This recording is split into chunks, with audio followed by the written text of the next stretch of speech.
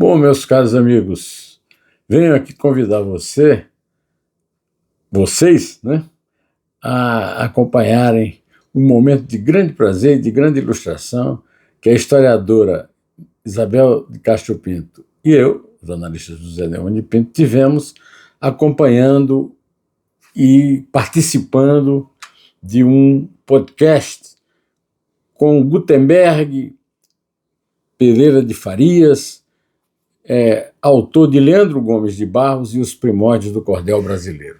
Trata-se de uma conversa a respeito das origens do fundador da chamada literatura de cordel, uma das manifestações de literatura e de cultura populares do Nordeste mais criativas e mais populares mesmo, né? Leandro Gomes de Barros, um paraibano, que passou a maior parte de sua vida adulta na região ali do Recife, capital de Pernambuco e suas proximidades, na Grande Recife, na virada do século XIX para o século XX, quando ele viveu, conseguiu. Primeiro, ele começou a produzir poesia popular, reproduzindo romanceiros medievais da grande tradição espanhola e portuguesa. Depois ele foi acrescentando a saga do cangaço e transformou Antônio Silvino, um famoso cangaceiro também paraibano, em uma personagem importante dos seus folhetos, porque ele criou o folheto.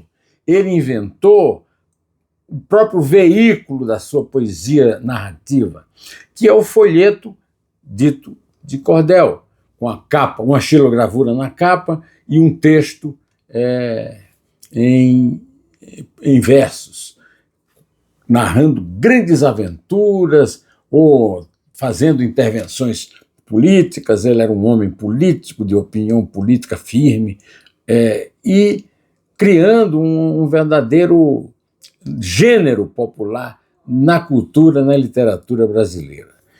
O livro do Leandro Gomes de Barros é um livro que nós recomendamos e desde já digo a você que no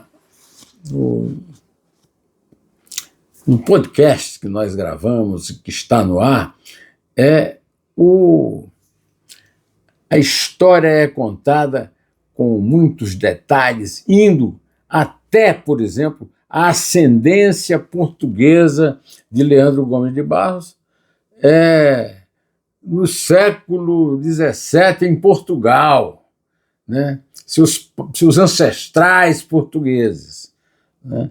E, ao contrário, vindo para o futuro, indo até os tempos atuais, atingindo clássicos do cordel, como, por exemplo, o São Saruê, que inspirou o grande documentário, um dos maiores filmes brasileiros de todos os tempos, o documentário O País de São Saruê, de outro paraibano de Itabaiana, Vladimir Carvalho.